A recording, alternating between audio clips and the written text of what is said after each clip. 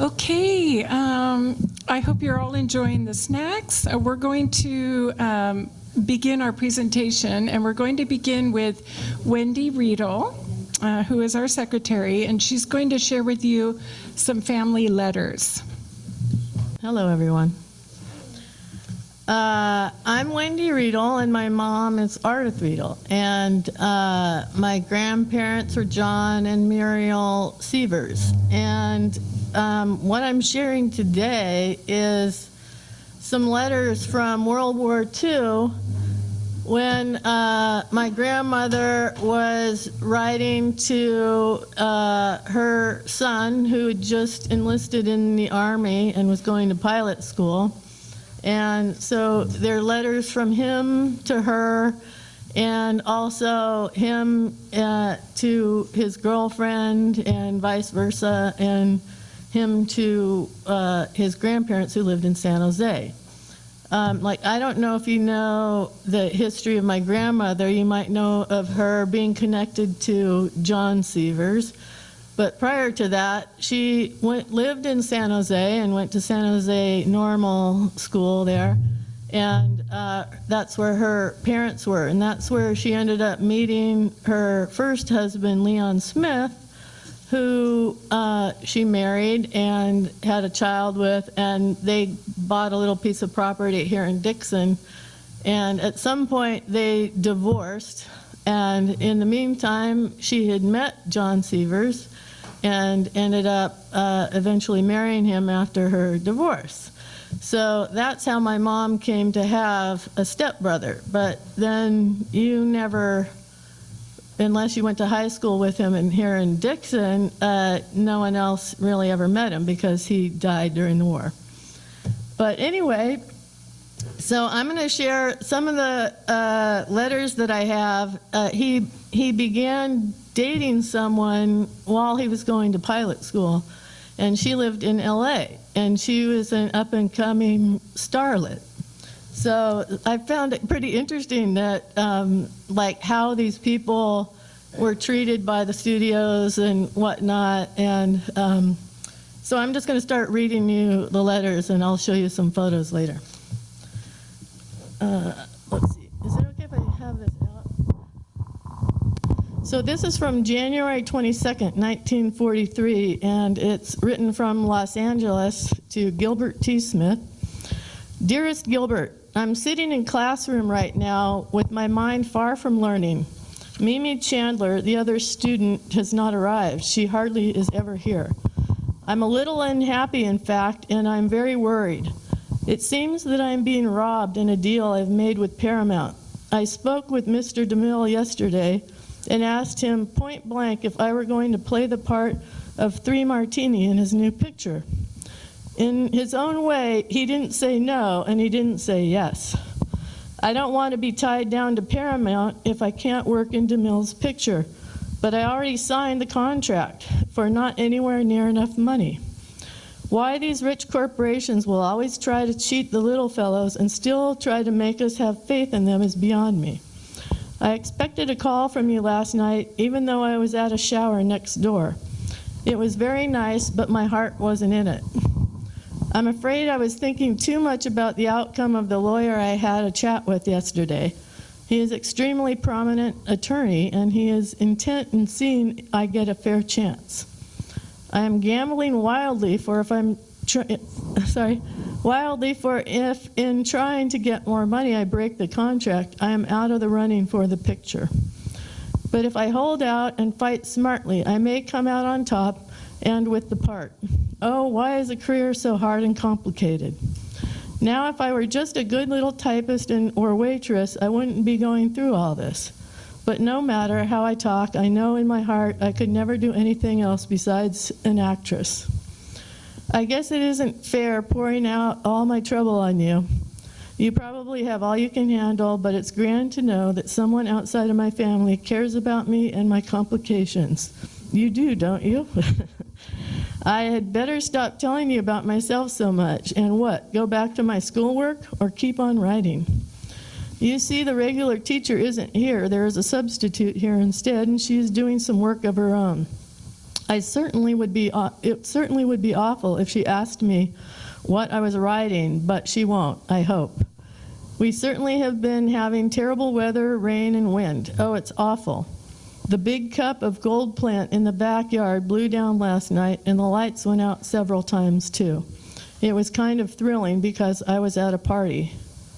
The teacher just went into the office. She's going to work in there, so I guess I can go on without being disturbed, if I can think of anything that's not too boring. Oh, have you been combing your hair the way I like? You know, a little longer and not combed too tight to your scalp? I do hope so, my friend. You have no idea how flattering it is. If when you come into town and it's still raining, I don't want to go to the theater, or had you forgotten that? I just can't get out of my mind what a mess I'm in. I mean, legally. I suppose the attorney will charge a good fee for his work. Let's get back to you. Have you done any flying at all lately? I don't understand too well about your age stopping you from getting a higher rating. Were you told anything about your last leave? I don't know any of these things if you never write to tell me. This is the first time I've ever done anything like this during school time, but I just can't keep my mind on Mark Twain. He's a good cat and all that sort of jive, but I just don't feel hip to his sort of lingo. It's about 10 minutes later. I just took a short break. I went outside and took a few deep breaths of nice, wet, cold air. It did help to relieve my headache. I hope you don't mind my rambling on, but if I ever felt like writing this is the time. I might skip through some of this. I don't know if you want to hear every detail. Alice was at the party last night, and you know girls, well, we did a lot of talking. She said when I wrote to say hello, she is happy as she received a letter from her honey, as she calls him.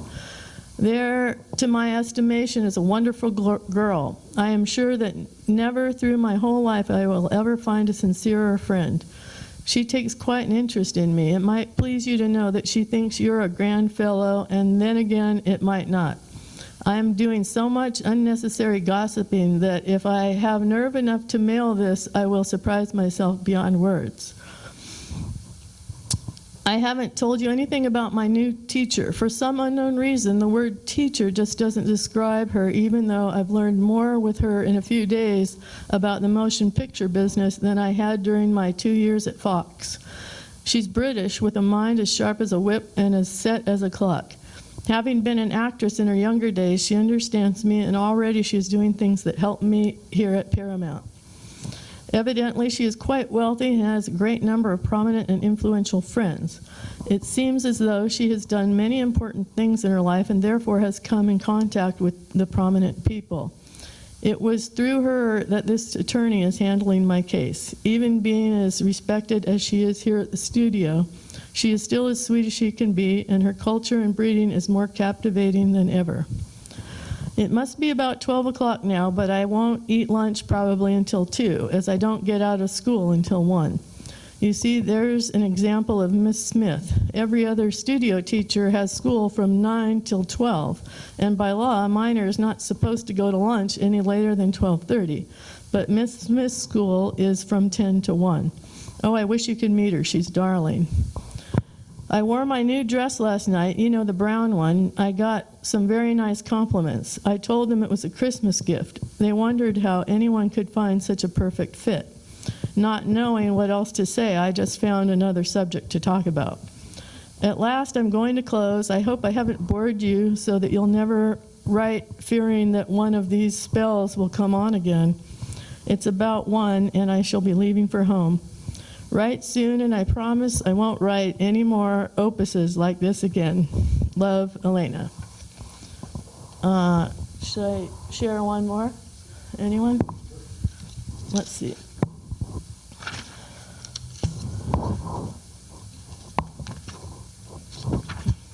Okay, March 15th, 1943. Dearest Gilbert, I just had to answer immediately to tell you that I received your picture. It doesn't look like you too much, but they couldn't take away that expression in your eyes. There it is, just like you. I guess you know I'm studying it now.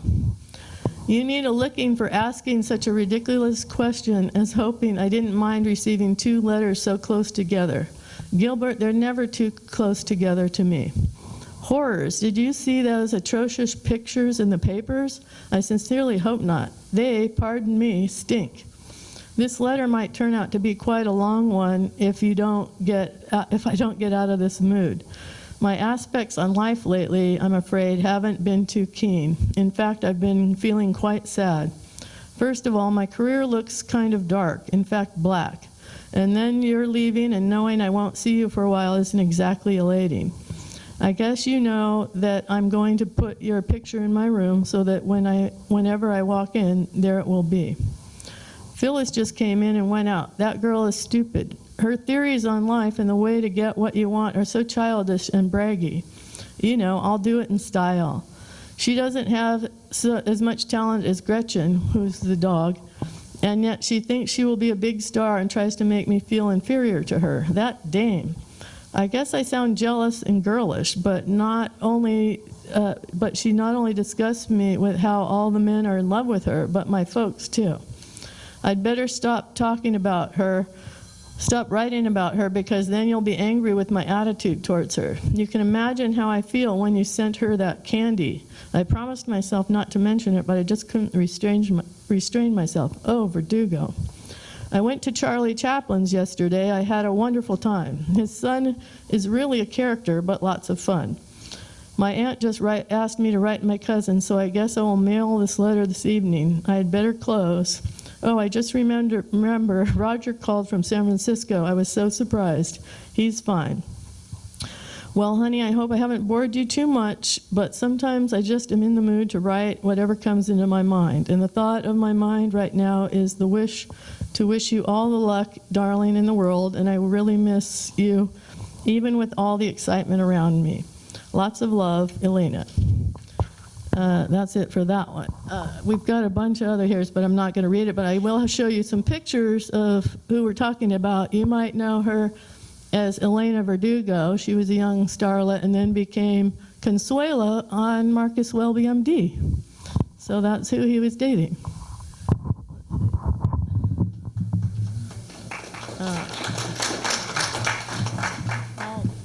I just love the language of previous decades, just different expressions and the way people came across. So thank you, Wendy.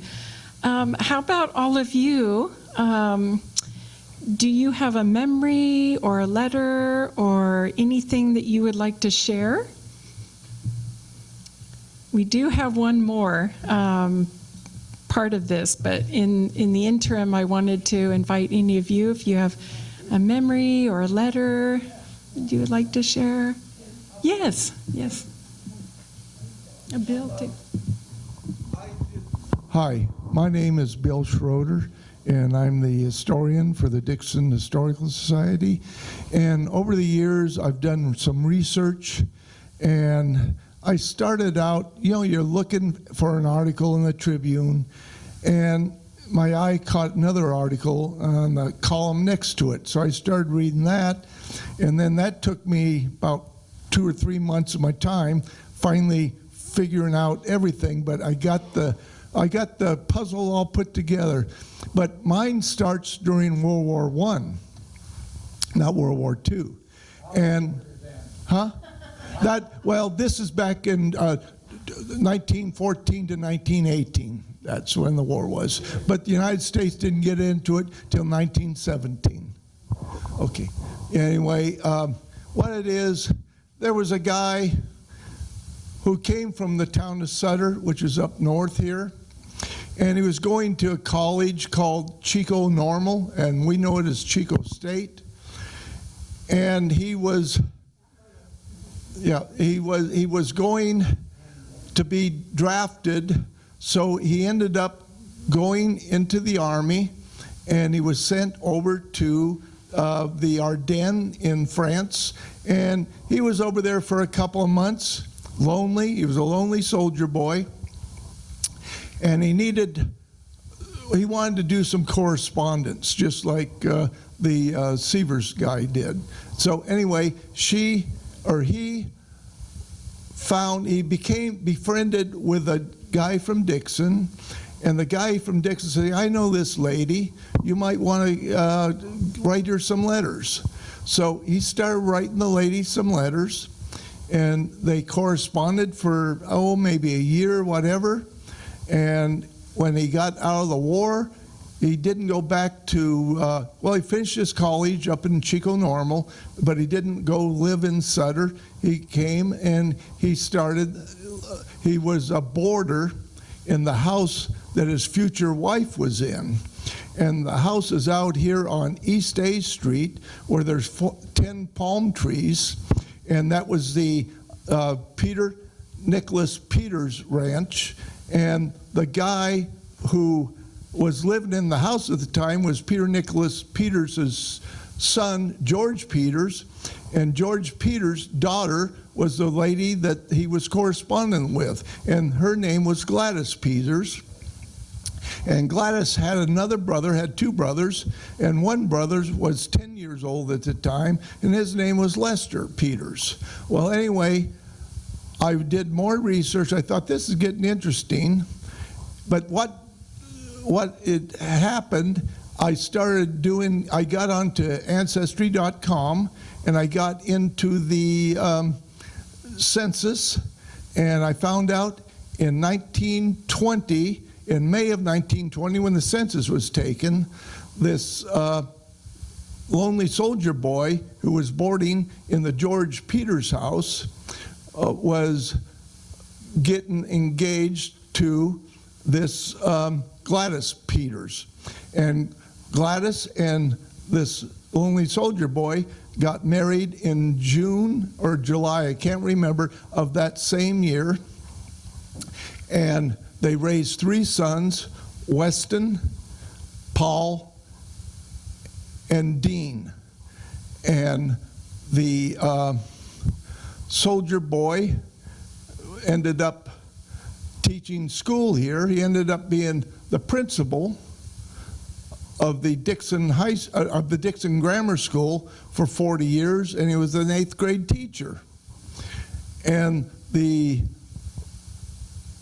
Lester Peters, the son of George Peters, he ended up being the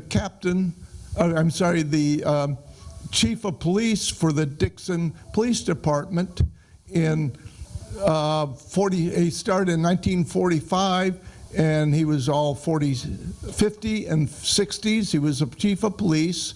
So if you want to know the name of the people, well, Lester Peters went by Bud Peters, and the lonely soldier boy, his name was Christian Arthur Jacobs, and he was known as Chris Jacobs. So Chris Jacobs and Bud Peters are brother-in-laws. So if anybody misbehaved, I believe, in the grammar school, Chris Jacobs would probably send them to Bud Peters to straighten out. The chief of police would straighten them out. But I found all this out because Weston had wrote an article in the Tribune, and it was 1973, and that's what got me started on this. But it was really a wonderful feeling to be able to research the history of a family and to come up with a conclusion, how to tie it all together. So that's my letters, but it's a letter of Tribune letters that really got me going on that. Yeah, thank you. Oh, yes, and I forgot to tell you, and now, as Paul Harvey would say, now you know the rest of the story. Okay. Okay, thank you, Bill. Very interesting. And Mr. Rao, did you want to share a memory?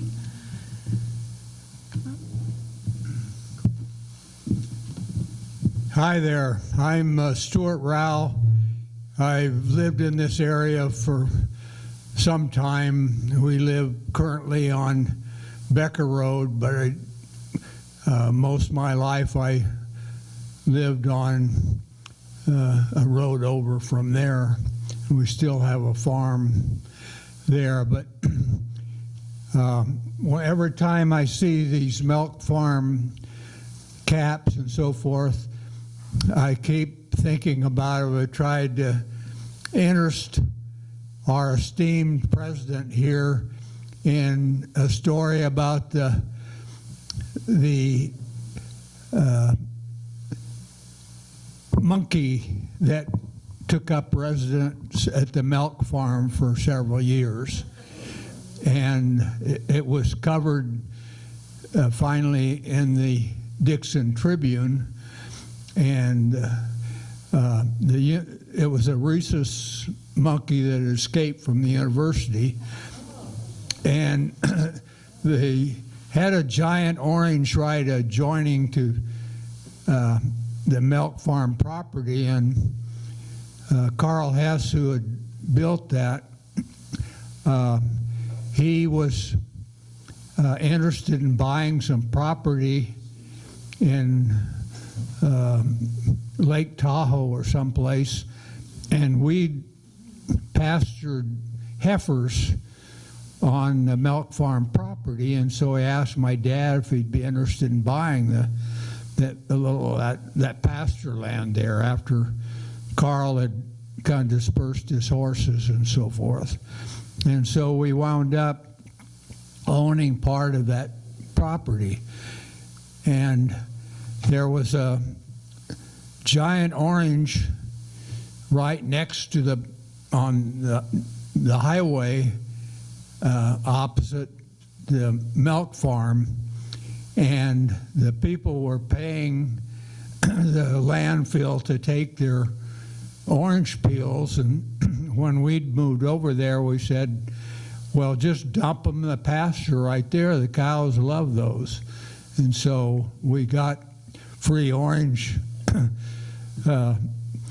peel or rinds for quite a while. But anyway, my brother went over to feed the cattle there at the milk farm one time, and he entered the barn, and all of a sudden all this screeching, and there was a monkey up in the hay mow, and it kind of scared him at first because he acted like he owned the place. And so anyway, so we started taking a banana when we go over to the milk farm and threw this monkey. We didn't know where he came from or anything else, but he was entertaining because he would actually, when the cows went out to pasture, he'd hop on one of them's back and ride out there, and then hop off when they started grazing and go through the grass and so forth.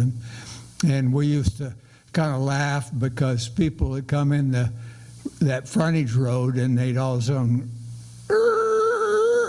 and look and say, it can't be a monkey riding that cow.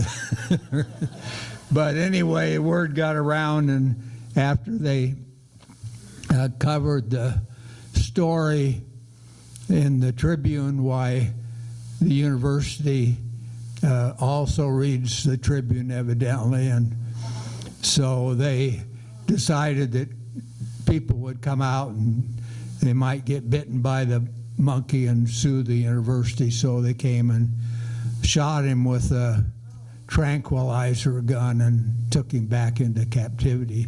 But he was there about 4 years, and we really enjoyed him and had a great time. But to us, it's part of the story of the milk farm to have that monkey living there. Tell him about James's experience when he went over to feed. I did. Well, you didn't say how. He didn't know the monkey was there, and he was all of a sudden.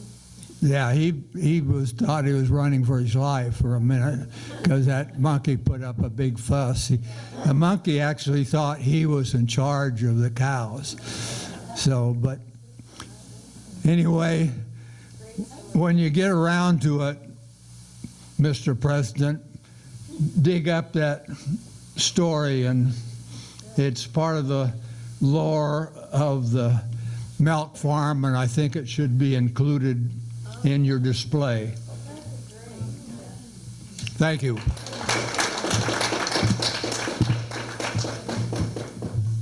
Thank you so much. That was a great story. You gave us all a good laugh. Other stories or memories that any of you would like to share? I'm willing. Yes. Bill Paul. The starting stories about the World War II letters kind of got me thinking, and I finished a book about soldiers and sailors in the Aleutian Islands in World War II, and it's going to be published this year. And not a good portion, but a portion of the book has to do, it used letters from my father, who was up there. In fact, that's the reason I did the book. I got more interested in GIs who served up there in the war because he was there. So part of the book has to do with letters that he sent. And unfortunately, probably the best letters that he sent would have been to my mother, but she evidently never kept them. That's too bad. But my dad's mother, my grandmother, now she was a historian. She was very active in her community. They had a big museum. They had a whole historical building that they outfitted with,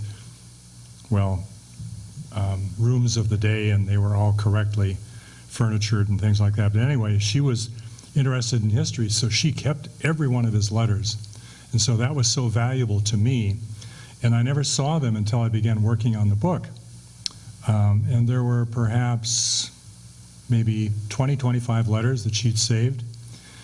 And my dad was a pretty good letter writer, so I was able to use some of his letters. Gave me some more insight into how it was serving up there in the war.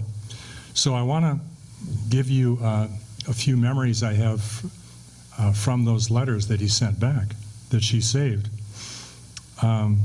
Actually, the first one is not from a letter that he sent, but it's a darn good story.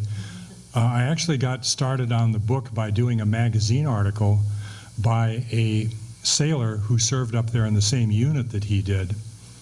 And we got to talking on the telephone. He was, pretty old, but we talked on the telephone a couple times, and I recorded what he was saying and everything, and I was able to use some of his material in the book. But one story he told me, we finally decided was actually about my father. And one of my dads, they both served in this radio unit in the Aleutian Islands on ADAC, and their job was to intercept Japanese radio transmissions, which were coded, but they would write down all the code. But one of my father's other duties there was as the naval postmaster on ADAC. And I guess he had maybe 4 or 5 guys working for him in that post office. Well, this guy that I did the magazine article on, he told me about a story that we finally decided had to be my dad. And what happened one time was that my father forgot about his wife, my mother's anniversary. He said, how am I going to get out of this fix? Forgetting my anniversary when we've been so recently married, that's pretty serious. So what he finally decided to do, mail service between the Aleutian Islands and the United States was, took a few days. So he decided that as the postmaster, he was going to backdate the postmark. So it looked like he actually sent it before the anniversary. It just took longer for the letter to get there. So that was kind of funny to hear that. But anyway, here's some of the stories or things I got from my dad's letters. One time I think my grandmother, his mother, wrote to say that she'd heard some stories about bad officers in the Aleutian Islands. How badly the officers treated the enlisted men and things like that. So my dad came right back and he said, maybe that's true for a couple bad eggs. He said, but running the post office here, sometimes I find it very hard to motivate enlisted men. He was saying it works both ways. He said some of these guys, you just can't get them to shake a leg. They're just inherently lazy or something. Okay, so that was one letter. And one time, I devoted a chapter in the book to censorship during the war. And censorship was really, really strict in World War II. They did not want the GIs saying where they were located, what they were doing. I mean, censorship was serious business. Every letter that went out from an enlisted man or from an officer had to be reviewed by a military censor who was another officer. So to this day, they still use units addresses overseas as APO, Army Post Office, or FPO, Fleet Post Office. In that way, it's just APO 96238 is zip, and it doesn't really disclose the actual location of the base where these guys are. So that was supposed to be strictly adhered to. Well, one time, my grandmother wrote to him saying, Harry Paul, Adak Island, Naval Base something something, APO or FPO 96238 or something. And my dad got madder than a wet hornet. I mean, he says, he wrote back, and I have the letter, he said, I could be court-martialed for this because it's obvious that I told you where I was going before I went to the Aleutians when I wasn't supposed to. So he was mad. That's the first time I ever saw anything of anger in his letters. And he said, you be sure after this that you just use the FPO number and nothing else. Well, it turned out that he never did get called in to pay for this grievous error.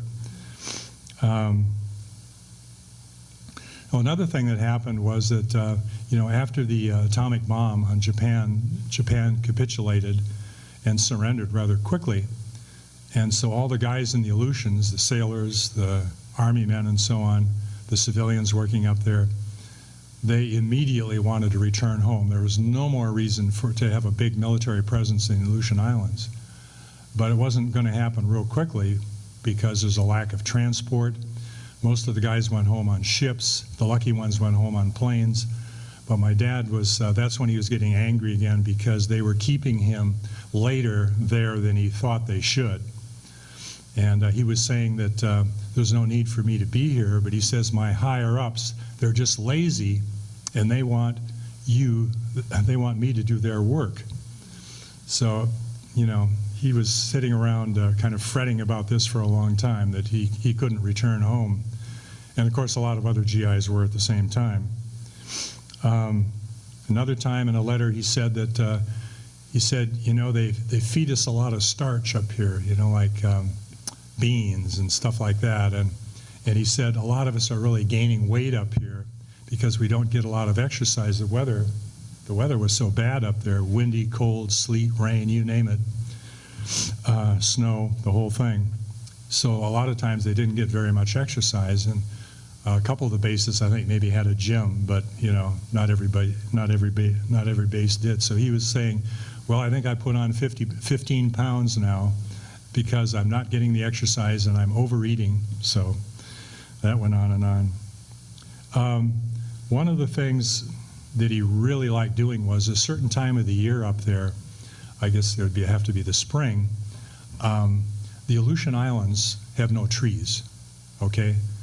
And they don't have many natural features, except for the volcanoes and some rocky coasts and stuff like that. But in the springtime, there would be this muskeg. It was kind of like tundra or muskeg that would be spread over most of the islands. And in the springtime, it would break out in profusion of different kinds of flowers. And that was kind of a big morale booster for the GIs that cared about that sort of thing. So in one letter home, he was describing all the different kinds of flowers that he'd collected. He was out with a buddy, and what they would do is they would take the flowers and they would press them into a book to preserve them. And I still have that book from him with the pressed flowers. That's kind of neat. I don't know what they are, but he said there are many, many different colors. There was even a native orchid up there that existed. But it was just the whole hillsides would be spread with these tiny little flowers, and it made them so happy to see this. Finally, in one of his letters, and I have a couple photographs to back it up, so he worked in the communications, the radio section of the Navy there, and they would get emergency messages from ships sometimes. And sometimes the ships would be in distress. And the weather up there being so horrendous, the waves could be like 30, 50 feet high in a storm. I mean, a lot of ships were lost up there in storms, Willowas and whatever. So one time he was saying that in one particularly bad storm, 2 ships broke right in half, like they were freighters. They weren't warships, but they were freighters, like, yeah. And so he had one 8x10 photograph that he'd saved that it's in the book. And so they would try to go out and rescue, try to tow in these half a ships at a time. And he said one time there was a Russian ship that broke in half because they provided the Russians with Lend-Lease equipment during the war, like we provided England with war support. We supplied Russia with war support during the war. So one of their freighters broke in half, and they were trying to rescue the 2 halves of that ship. And I guess they're trying to pull one of the half in, and the tow line broke, and it was all kinds of problems. So that's kind of what I remember right now. There's lots of other stuff, but that's what I remember. So I hope you enjoy hearing about the Aleutian Islands in World War II.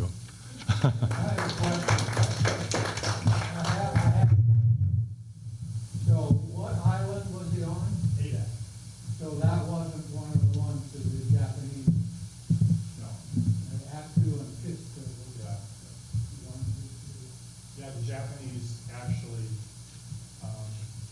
invaded and occupied 2 of the outermost Aleutian Islands during the war, including Zatu. That's when the Americans really brought in a lot of people. That's the only American soil that, touched. Like, Yeah, yeah, the only soil they put foot on. yeah. It was a diversion from Midway. But the Japanese, the only place they fought the Japanese was on Attu, because once on Kiska escaped during darkness. After the battle for Attu, then the Japanese evacuated Kiska, and they were lucky to do so, because it was supposedly blocked in. Supposedly. That's an embarrassment. Yeah. My dad's brother died in the battle back east. Really? I think about, how many people died on Attu? Maybe 800 or 1,000, something like that? I don't know. It was pretty high casualty. It was miserable. They had a display in the hardware store in downtown Hayward from somebody that went there, and they had a lot of captured Japanese equipment. I always remember it was obviously pretty cold, and they had mittens that had a separate trigger finger on them, because you couldn't pull a trigger with all that padding and everything. Yeah, the American GIs were so poorly outfitted there that sometimes they would kill a Japanese soldier and then they would appropriate his jacket so as to keep warm. And then sometimes they'd take him for the enemy. Kind of a funny deal. My father was with British Naval Intelligence. He was in charge of all interrogations of Japanese ambassadors back to Tokyo, Japan, under General MacArthur's staff. And as he has in the house at the moment, the Japanese flying coat, Japanese naval flying coat, and they are warm. And flying goggles, which are very, very dark. I spent quite a while in Australia, and it's interesting, they have no use for the King of England or the Japanese. And they, nowadays, of course, it's kind of changed, but during the war, when they were fighting in New Guinea, they tried to send Japanese prisoners back to Australia that they captured. They said, well, they got halfway home, they just wanted to jump out of the plane, but nobody believed them, so they had to send them with the U.S. after that. Well, my uncle was in Saipan, and he sort of said what they would do is send the natives into the jungle, and they'd pay them like $1 or $5 for every Japanese head they would bring back. His photographs would be locals holding the Japanese head. They were brutal times. War is brutal. Period.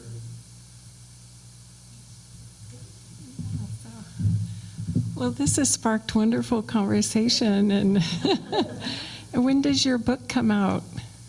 Right now it's scheduled for November, November. right around Veterans Day. And can it be purchased on Amazon or? It's shown on Amazon right now for pre-sale. Okay. So if you want to check it out, just put in "Awaiting the Sun World War II Veterans" and it would come up. Okay. Right, wonderful. Well, thank you. And I didn't want to rush any of you because this is wonderful conversation. And are there others who would like to share a memory today? Okay, if not, what I'd like to do is end with an interview that took place on February 10th, 1975. It was a Dixon Mayfair interview of my grandparents, my father's mother and father. And there are 4 key aspects to the interview. It talks about farming back in the day here in Dixon. Talks about the Dixon Mayfair over the years. It talks about a little bit about the townships of Sylviaville and Tremont and how people moved to the town of Dixon.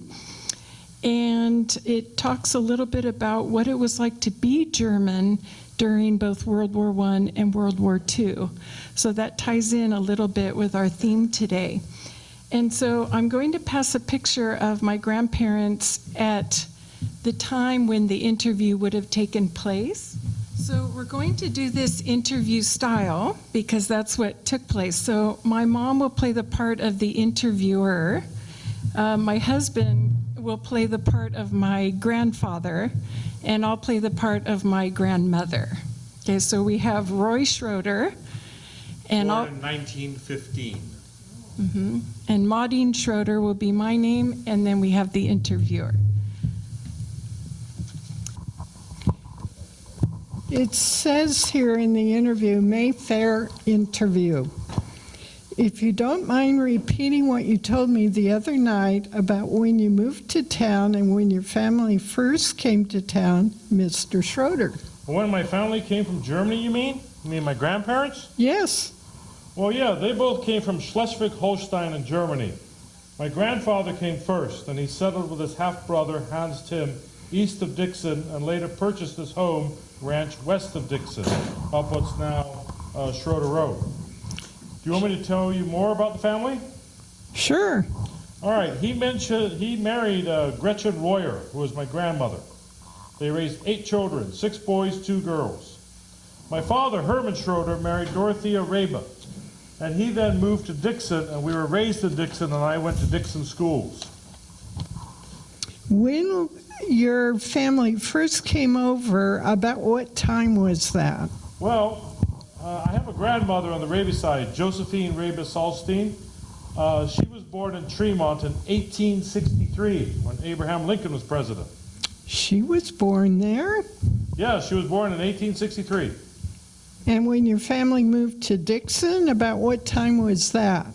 Well, it was about 1910 that my mother and father got married and they moved to Dixon. My father moved from the ranch out there west town, and my mother was living on a ranch east of town. They got married, and my father and mother lived in Dixon. And I have a sister named Gretchen. And we lived in town close to Jefferson and E Street. By that time, I could rename some of the streets. It was over on the west side of town, over close to where the alfalfa mill owned by Jerry Fiedler is now. You know, you could smell the alfalfa all over town. You might mention the house you were born in. Oh yeah, that house I was born in was moved from Sylviaville. The house is still standing and still occupied. It isn't that thing now. It was moved to town on wooden rollers and big timbers and pulled by mules. Most of all the buildings were hauled to town that way. Your family was in farming? Yes, both sides. My mother's family and my father's family are both in farming. And I worked out for a while. I worked for the Standard Oil Company for a while, and I worked for a grocery store in town for a while. And after I moved, I had an opportunity to move back out to the country and went into farming on some of my father's property. And we acquired some of our own. Farming has always been deep in my heart.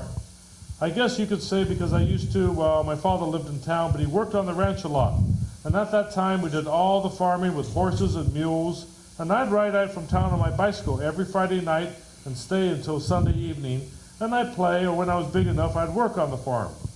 When I was 13, I believed I worked on a ground power harvester, they called it. It was pulled by mules. Really? That must have been a thrill. Yeah, it was a thrill. There was a lot of hard work attached to farming in those days. Taking care of all the livestock, all the hay was hauled in. We had to clean the barns and haul it out. My father used to get up at 4 o'clock in the morning and feed and harness the horses before he ate breakfast. And after they ate breakfast, they went out as soon as it got light enough to go out to work. Mrs. Schroeder, Maudine, when did you first come to Dixon? I came when we were married in 1937, like I say, and then we lived in town for, what, about 3 years? No, 4 years. Until 1941. We moved out to the country in 1941, August of 1941. Because our youngest son was born a week after that, I think. We moved out here. So he and the house are the same age. I was born and raised out in Folsom. In Folsom? I was born in Sacramento and raised in Folsom.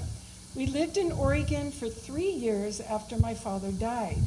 And then Californians, being native Californians, we had to move back. So I was living in Sacramento and I met Roy on a blind date. Oh, one of those, huh? Yes, it was a fellow who lived in Dixon at the time, and I knew a girl who had come from Dixon over to Sacramento, so they came over to see her, and she dragged me along. Hey, you worked up with her up at Lake Tahoe, didn't you? Yes, In the summertime. Yeah, in the summertime I used to babysit when school was out, and I went to the lake with a family that had 2 boys. That's how I met Virginia. Your earliest remembrance of the Mayfair were the things that your family told you, or what? No. I believe the earliest memory of the fair was things that we actually did. We didn't have a car at the time, and we didn't go far from home as a rule. And the first trips we would take would be on a train, and then the other visiting would be with a horse and a buggy. It was quite a gathering of families, brothers and sisters and everybody, and we'd picnic out there and play horseshoes. And one of the main things that always interested me was they always had lots of horse races. Later on, about the time I got out of high school, they were having these pari-mutuels, that's group betting pools. And then there'd be betting, and later on it was only allowed to be in one place in the county, and Vallejo got the pari-mutuel. Isn't that what they call legal betting? Anyhow, so they had that in Dixon for a while, but before they used to have a lot of harness racing. Everybody was interested in horses more back then. Let's see if I can get my understanding right.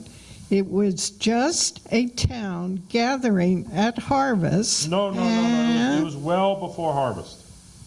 Oh, I'm a city girl, sorry. That's all right. We'll give you a break.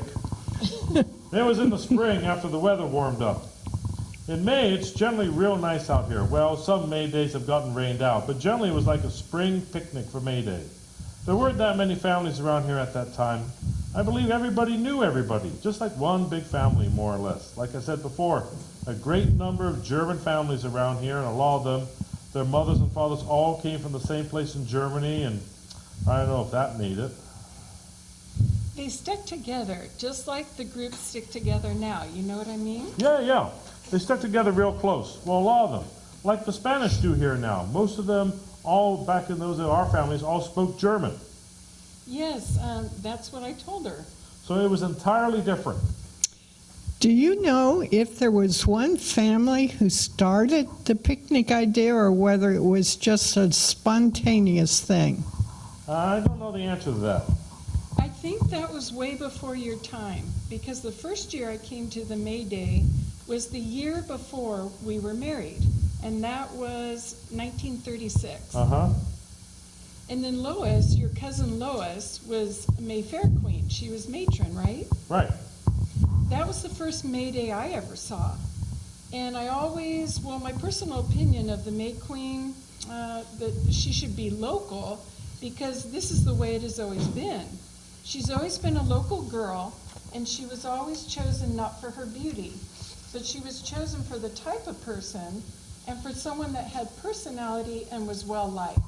She didn't have to be a beauty because lots of May queens weren't, if you wanted to come right down to it. Yeah, she was always the most popular girl. Popular, yeah, popular. Personality plus, usually. When did they first start choosing queens? Well, as long as I can remember, because my Aunt Mildred. Yeah, because his Aunt Mildred was a May queen, and they had been married 60 years ago in 1915. Aunt Mildred is Bill's grandmother. I have that right? When did they start bringing floats in the parade? Well, that's been as long as I can remember, too. I mean, they had a parade down Main Street. Now, I can remember Main Street was still dirt and gravel. One May Day, it was pretty wet, and before they had hardtopped the streets, it had gutters. It used to be, well, really, really wet. But they had floats back then, too. I mean, not as elaborate as some of them are now, but I can't remember too much about what they looked like, but I remember having parades. Did they have bands? Oh, yeah. People liked to show off their nice horses. Everybody was proud of their horse, like their cart horse. Like people are of their car now, probably, and there are a lot of horses in the parade and bands. Those are some of the main things I remember. I don't remember any elaborate floats or anything. No, I don't think they were elaborate like they are now in 1975. No, I just remember back in the day, horses and bands and things like this. And of course, they would put crepe paper and things on their buggies and this and that. Did they give prizes for the floats? I don't think so. When I first remember, I don't think they gave any prizes.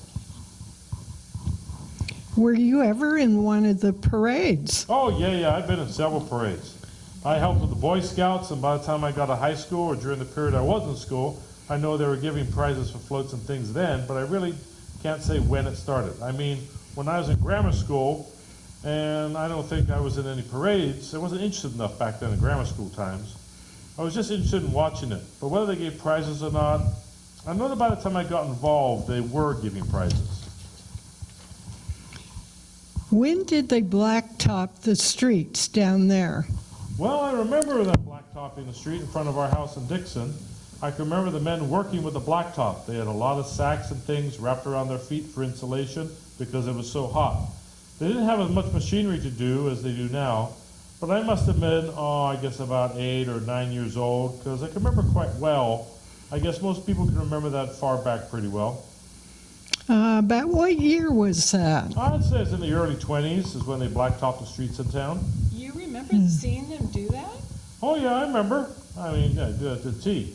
I also remember that behind the water wagon on the 2 horses, there'd be water splashing out on the street to keep the dust down. When did the racing, was that part of the fair when the state took over? Did this happen as kind of a friendly competition with the people? I don't remember what year they started getting state money. Is that what you mean, when they got state aid?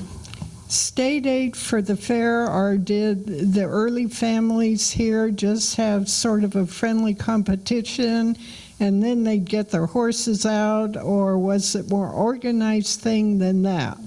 Oh, no, they've always had a fair board, and that, but they never had any state aid. It was always locally sponsored. As I remember, they got competitions from different farmers just to help put up the buildings. It hasn't been too long that the state took it over.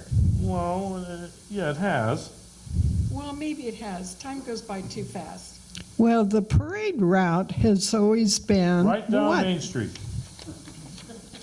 Right down Main Street, and the fair or picnic has always It's always been in the same place. same Yeah, place. as long as I can remember, and I think that's been, I guess, the only place it's ever been.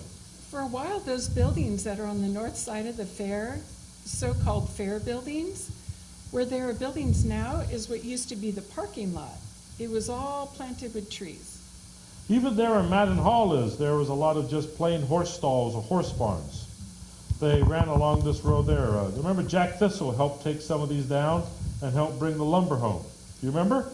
No, I don't remember, Roy, but I do know that the fair, as it looks today, is a lot different than the first time I saw it. Yeah, but the grandstand's always been about the same place on the track. And then they had some horse barns, and They had an old open dance hall. yeah, they had an old open dance hall. Yes, they always had a dance. They had an orchestra and had a dance during the day. That's right, during the day, because everyone went home fairly early. And the closed dance hall is still there. They used it for an exhibit building.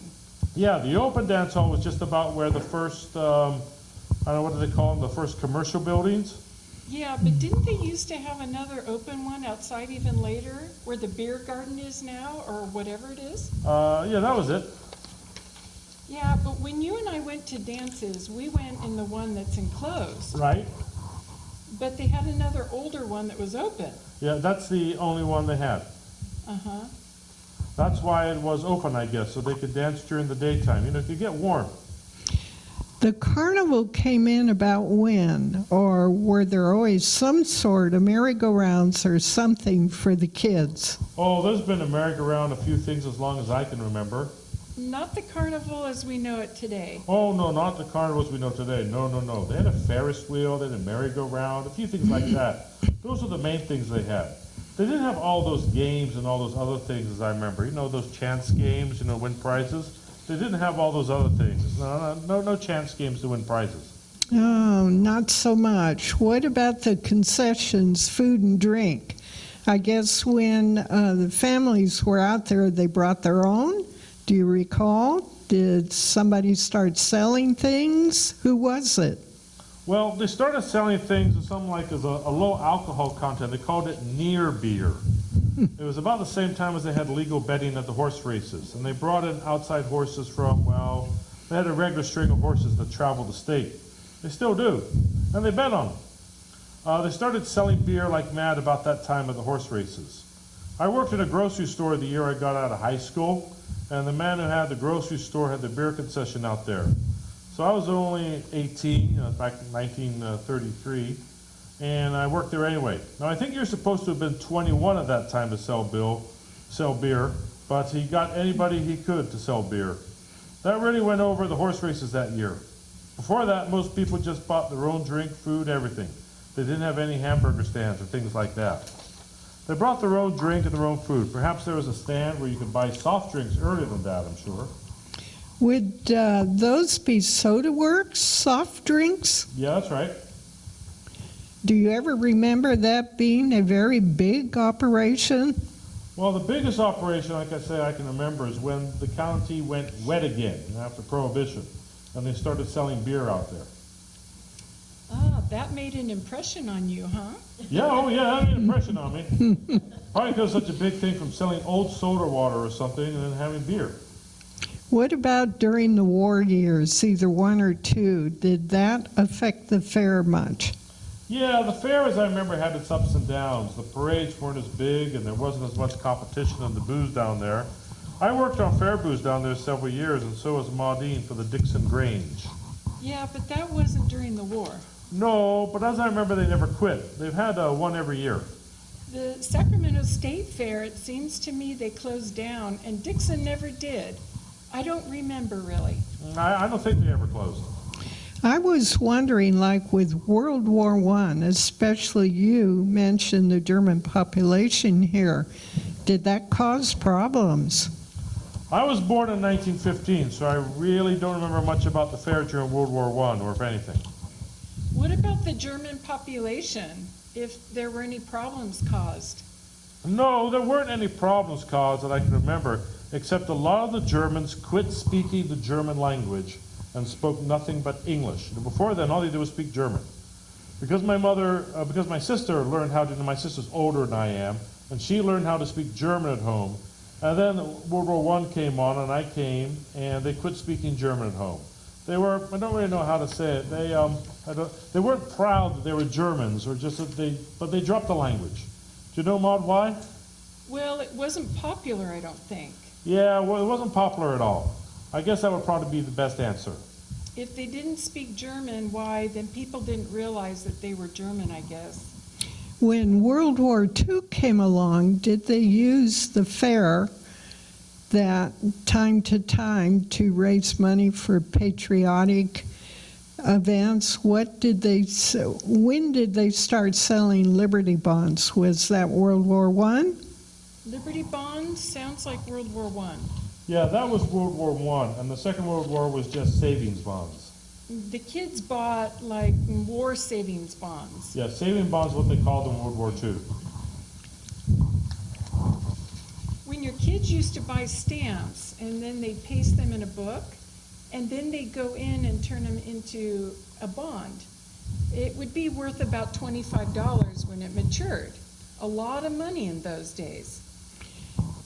Getting to be a lot of money now, too. Speaking of schools now, in the early days, what was the school setup? The high school was where it is today? Yeah, it's the same place on A Street there, but only a different building. They tore the high school that I went to down in the early 1930s. It was a big two-story building and it was condemned. It wasn't earthquake-proof. Yeah, it wasn't, but there was more to it than that, I think. It was a two-story building. I was never in it, so I don't know what it was. It just wasn't safe, I don't think. The contractor couldn't get cement under something. Anyway, they had to tear it down. The grammar school has always been where East Elementary is on C Street. What was that called then? Dixon Grammar School? Yeah, Dixon Elementary, and the high school was Dixon Unified. It was unified after the country schools came in. Was the high school always unified? I thought it was. Okay, well, that's where he graduated from, so Yeah, Dixon Union High School. Union High School. There's a difference, yeah. Did the schools have clubs that participated in the parades or running the fair at all? Oh, yeah. The schools always participated in the parade. Different classes or different organizations would have floats. Not always, but many times, to raise money, schemes, projects in the high school. Seniors usually always built a float for the May Queen, which was always a big undertaking. Did the May Queen of years back have any official functions, or was she just to ride in the parade? Well, she rode in the parade and she was crowned at the fairgrounds, and I think they still do this. And they always had a dance, and she had to preside at the dance. And I think those are basically her only functions. When did they start making things to put in the crafts buildings? The sewing and the flower booths, of course, that's a little different thing, but then when did they start coming to being?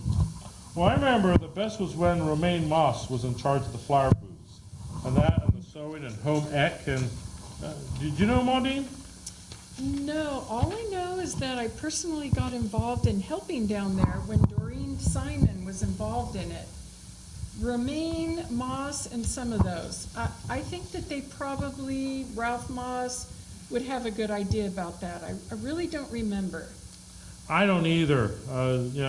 Doreen Simon. Didn't she work with home ec? Home ec, yes. And what year was that? Golly, when we first started working down there at the fair, we were from the unpaid, unskilled labor, so to speak. Unskilled mostly. Golly, that must have been when the boys were in high school. That's only been, 20 years ago that we were involved, around 1955? That's about the first I remember. You get involved in it, and then you understand more or less how things are run, but up until that time, you don't pay too much attention unless you're involved. Yeah, that's about the same time FFA got involved, when Glenn Caldwell had the FFA in Dixon. Our boys were in about the first time the FFA got involved in the fair, too. Yeah, that's what I would say. When the kids were involved, and then we got involved and belonged to organizations. There are pictures that Mary Jean Woodman had. Now, I don't know whose. Have you ever seen any of those pictures at the library that are laminated? No, I don't think I have. Well, anyway, she at the time, at May Day, she usually had a display involved. Now, this is who? This is Mary Jean Woodman, our librarian at the time. Something like 32 years. When senior Mr. Dunnicliffe died, there was money given to be used as a memorial for him. And he owned the Dixon Tribune. Different people donated money, and she used that money to have these pictures that were, I assume that she collected over the years from people who donated to the library. And in order to preserve them, looked to me that there were other copies made and laminated in plastic or the original pictures. I don't know much because I never did get involved in how they were actually handled. All I did was see them. And then they were all filed with all the information they had on the picture. Then they were fastened, I believe, to the back of the picture. And then she used to use them for display purposes, such as at May Day, or whatever. And there were a lot of old, I use the word old usually in quotes, May Queens. And Roy's Aunt Mildred, Bill's grandmother, she was Mildred Henke then, and she was May Queen. There was a picture of her. I saw it, and I don't remember whether she was in a buggy. It seems to me she was riding in a buggy that was decorated with flowers. That type of thing. And then 2 of her daughters were May Queens, and her 3rd daughter was an aide to a May Queen. Oh, my goodness. So, there's a little history right there in that one family. Now, who were her daughters? So that would be Lois Schroeder was the first May Queen, Natalie Schroeder was the second one, and then Joe Schroeder. Joe's a nickname. These are the daughters of Ed and Mildred Schroeder, Bill Schroeder's aunts. Yeah.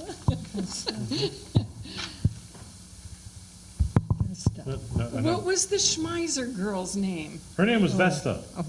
I believe Vesta was May Queen. That's quite a history. Looking at the newspaper articles, when did the Tribune start making a big deal out of the fair, or has it always been reported? Oh, it's always been reported as long as I can remember. Mr. Fred Dunnicliffe, that's Mr. Senior Dunnicliffe. He was very good with helping Dixon in the many ways he could. At any event, or Mayfair, anything, he was very good at publishing local news, things of interest. Has the livestock showing been one of the major drawing cards? Well, first I'd say it was horse racing. I'd say that. Then the family picnics and the get-togethers was a big thing as far as I can remember. Well, even now, I believe the main thing that the fair has to offer for some people is not the carnival particularly, because I think kids will still like carnivals no matter what. But for the older generation, it's a get-together. You come there, you're going to see someone that you haven't seen for a long time, and I think it's still in a way, even though it's grown to be much larger than it used to be, I think in a way it's still a get-together for lots of people that go. And then they'll come back and they'll say that they saw someone that they hadn't seen in years. What a nice visit they had. A lot of families come home to Dixon, to someone who still lives here, and they'll have like a family picnic type of thing. That's what Aunt Mildred and Uncle Ed always used to do. Yeah, they always did that. The children would always come home. They'd bring all their children. Yeah, they'd bring all their children, that's right. Mm-hmm. It was big. It started out to be a big, more or less a family event, and then not that it was family put on so much, but a thing for families to do, a place for families to go, that type of thing. One thing that pops into my mind, with kids at least, I've never done it, but I was just wondering, from the early days that they had maypole dancing, or they did have that, right? That was before my time then. I don't recall ever seeing anything like that. Oh yeah, that's right. Right out in front of the grandstand, they had shows. Don't you remember that? No, I remember doing it when I was a kid, but I don't remember seeing it down there. Yeah, things like that, right in front of the grandstand. The grandstand is in the same place it always was. Oh, because usually every committee had a May Day for some reason, because we had them out in Folsom too. Every community did, yeah. Mm-hmm. And it was usually as close to the 1st of May as possible. That's right. But I don't remember seeing one now. They had them when I was young. Well, how about when I came here? Did they have them? Sure, yeah, I'm sure they did. Were you ever involved with one of the dances, or were there mostly girls in those? Oh, no, I was involved, but they had girls and boys, and when I was in school, I was involved. Of course, there weren't as many kids around then as there are now, and the opportunity was greater. And I was involved in floats, and we did a dance of some kind out there one year. I can't remember what it was. That's why I'm sure they had a maypole then, because they had it that year. You know, we watched that, then we had to do our own dance. But that was all out of the big platform in front of the grandstand. That was the one thing about it, was a small community back then, I mean. Everybody was involved. Most everybody was involved. Well, they had to. Well, yeah, you did it whether you were talented or not. When you were in Folsom, ever hear of the Mayfair in Dixon? I'm afraid I didn't. But you've mentioned several times about being impressed with the horse racing. Did you ever race any of the horses or take care of them? Oh, no. I used to work with the horses sometimes on my grandparents' ranch. That's Joachim and Gretchen Schroeder. Out there was now Schroeder Road, but I wasn't involved with any of the horses out in the Mayfair. Maybe because I've always liked animals, that's why I liked horse racing. My father was a blacksmith for a while, and he shoed horses, and he did different things like that. Probably just because I was interested in animals, especially horses. Did you say that your favorite remembrance of the fair either earlier or later? Well, it's probably my earliest favorite is watching the harness horse races. And later, I believe, when we got involved in putting up some of the booths for the Grange, was when my interest really went up again, in competition for one thing. We were trying to make money for the Grange. That was a really nice experience. We got first prize a couple times. I remember we made $200 of the first prize. All the labor and everything was donated. We had very little expense. Like Maudine said earlier, $200 was a lot of money. Yeah, I'll say, because it was used for scholarships. Right. They gave it to, what was it, the outstanding, was it an FFA student? Yep, FFA scholarship. I believe they're still doing that. I think the most interest we ever had in the parade was when the boys were in the Scouts. Yeah, we got involved a couple of years. We'd march with them in the parade sometimes. We helped them make a couple floats, helped them, and so we participated in most every phase of it, more or less. When you were in school, Mr. Schroeder, were the Scouts active then, or when did they come to town? Well, they weren't very active. I belonged to the Cub Scouts when I was a boy, but I never belonged to the Boy Scouts. They did have a troop, but at least part of the time, but I never belonged to it. As I said, I was only in Cub Scouts for a while. We met in the old community church, right south of where Jay's Safety Lane on South 1st Street is now. Where that vacant lot is, that's where the church was. I don't know why I didn't go into the Boy Scouts. They did have a troop, but it wasn't very large. Not very many folks were in it. Did you ever show any livestock, or did your boys? I never showed any livestock, but two of my sons, my oldest boy Terry, my second son Sydney, they both showed livestock down there when they were in high school through FFA. I got involved in helping hauling them down, and that's because they didn't have a driver's license at the time. And I helped haul livestock down and bring them home and different things like that. Was that a pretty exciting thing? Well, it was for the parents. Gosh. Well, real exciting. Yeah, it was quite an experience. The boys really enjoyed it, though. Terry did anyway. He went all out. He used to wash his sheep and everything, give them a bath, get them all white. One time he washed them too close to the fair and they didn't have enough oil on their wool or whatever.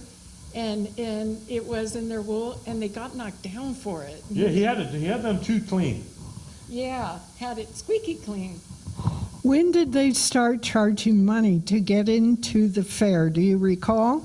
No, I really don't. It was, I guess I'd say maybe in about 1940, between 1935 and 1940.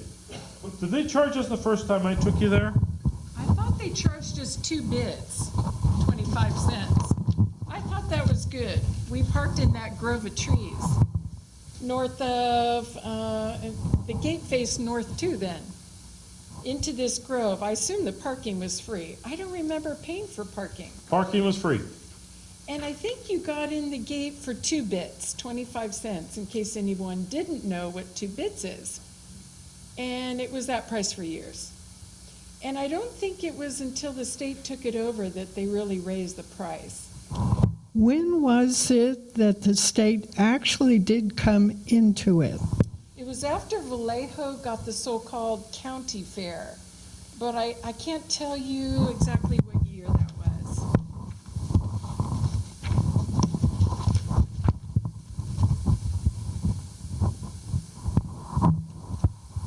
Let's see. Who did the property belong to, or was it just free land? Well, the people who owned the property right south of it, it was Irma Bloom, a high school teacher. Irma Bloom owned the property all around it, so it's possible they could have sold it to the city of Dixon. I don't think at that time anybody would have given it to them, not that much land. Where are we? Right there. Before the state came into it, did the city of Dixon appoint managers or a board for the fair, or how did that get organized? How did they do it? Well, they've had a fair board. As I remembered, it was appointed by the city. City council appointed some men to manage it. They never had a full-time employee out there. They never really did have a full-time manager. I don't think they had a full-time manager until the state got involved. I can't remember anyone who was a manager. Yeah, this is a lot of volunteer work. A lot of people gave free time to working down there. Then in the spring, they'd hire people to clean it up, caretakers and like that. But I can't remember anyone working down there full-time. I know there wasn't. Did people in town resent the commercialization aspect of the fair? I mean, it was such a family, casual sort of thing, and then it became commercialized. It didn't bother anybody? I don't think so. No, I don't think that bothered anybody. A lot of people, if they didn't like it, they just didn't go. It was as simple as that,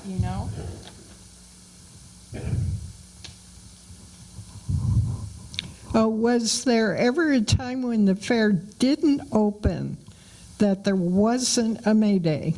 No, they've been open every year as I recall. They've had a fair as long as I can remember. Have you missed very many fairs? Oh, yeah, lots of them. In the first place, that particular time of year, that's usually when we're busy, and it's quite a chore sometimes, to be able to work and then to have to work down there and then work on the farm too. When there was a changeover, when it became commercialized, was there any one person, either before or after that you can think of who was the leading ballyhooer or somebody most responsible for making it what it is today? Or was it just a combined effort? It was a combined effort. I can't remember any one person, any outstanding person you mean that contributed more than others. No, I think it was just a combined effort that kept it going. Who were the earliest managers or appointed by the city rather than the state? Do you remember who they were? Well, the only one I can really remember is Dick Moss, Ralph Moss's father. He did an awful lot for the city. Vernon Schmeiser's father was supervisor, and he helped a lot. Carl Schmeiser. Oh, and also there's Angus Madden. He worked in the bank. Yeah, well, one of the Madden Hall. It was a bank at Dixon, now the First National Bank. He was a very generous person with his time for the city as well as other things around town. He helped a lot of people during the Depression, and one reason why they named Madden Hall, I think is the main reason they named it. About the only ones I can remember offhand that contributed a lot before the state took it over. I'm sure there's certainly more. You mentioned the Depression. What sort of effect did that have on the fair those years? Well, they were smaller. There wasn't, the carnival, and everything was smaller. People just didn't go as much or do as many things. I heard that. Well, of course, this was back quite a ways, but Dixon had some pretty good baseball teams that used to play out there. Yeah, they did. Were you ever part of that group or your family? No, I wasn't. But some of the Royers, who are distant cousins of mine, and they're proud to be linked with them, they were good ball players. It's probably been mentioned before. The only thing I can remember, like I said, before the Depression was really over, it was mentioned that when they started having horse races and legal betting. They may have done this to inject a little life into it, because it certainly did, and that was, I would say, must have been 1934, 1935. They livened it up pretty well again. There was still a lot of interest in that sort of thing. You mentioned the dance pavilions, the bands. Were they local? Did you ever have any big so-called big bands here? No, they're just local, just a few local people. I can remember one of the piano players. He just played by ear, and he could play very well. But I can't remember any big band names, just local talent, and most of it was all donated. Their time was donated. Was there ever a time, I know, well, you're about a month off from the primaries. Was there ever a time they had any big political whoop-de-doo down there during the fair days, or everybody stayed away from that? Oh, I can't remember. No. They stayed away from that as far as I can remember. Never entered into it. Never had any big speeches or anything, you mean, for anybody down there. No, they didn't take advantage of the crowd. Okay. No, I can't remember anything at all like that. It was strictly nonpartisan. When the horse racing left, were there rodeos or anything to fill in there? Yes, I think the rodeo took over. They started having rodeos and car races and things like that after the horse races. After they stopped having horse races, they had to do some entertainment. So they went to other things, mainly the rodeo, I believe. Do you recall how long that's been? Well, since they've had the rodeos? Yes. Well, no, it's been a long time, though. Have local people ever participated in that very much as contestants? Yeah, I can remember some of the local men doing roping, calf roping, and things like that. I can't remember any of the local, though, doing any bareback riding or riding the big Brahma bulls or anything like that. But I can remember local men doing roping, calf roping, and bulldogging. Did any of the livestock come from around here, or were they part of? No. That's a business of its own. The men haul livestock around to different rodeos. Most of the cows, the cowboys come in from other parts of the state too. It's something they follow. I can remember Vern Atkinson and Red View, two of the fellows that used to rope and compete. Red View lived up in Puda Canyon. Before it was inundated. Yeah, before it was inundated. Vern Atkinson is still around town. He lives east of town. Going back and talking about the parade again, what buildings are missing along that parade route that now were there when you were in school? Where it was Teague's Shell Station, one of those, the big hotel. I can remember that. And south of that were apartments or something where those little stucco houses are now on South First Street. Now I can remember the Palace Hotel burning. My mother took me down. We went downtown that evening, so I think just about a pile of coals is all that was left. I guess she wanted to go see what happened. And there are buildings where the city park is now. The little city park here across from Legion Hall, which is now the Dixon Women's Improvement Club Park. Uh-huh. There are buildings in there, and there are rooms for rent in houses or apartments or something, wooden buildings. Carpenter's is gone. Yeah, Carpenter's is gone. That's across from the little city park. There was a big blacksmith shop and a hardware store and a funeral parlor, undertaker's quarters. Carpenters did all of that. Well, I can't remember what there was. Was there where the Legion Hall is? There was a building there too. They took it down. Probably a saloon. Probably. Took something down to build the Legion Hall. Because I can remember when they laid the cornerstone of that. For the Legion Hall, yes. Oh yeah, they had a big wig dig out there. Big wig dig. Can't remember what they took down. Was it a wooden building, you think? Oh yeah, they were all wooden buildings. Well, because that big building they took down for the parking lot in back of the bank, it was brick. That was a big brick building. What was that? General stores, most of them, grain buyers. Oh, it was? It wasn't a meeting hall upstairs? There were 2 or 3 buildings there they took down. Yeah. The telephone office, where they would have had the old switchboards, was in one of them. Yeah, and then there was also a grocery store. And That's the it. interview.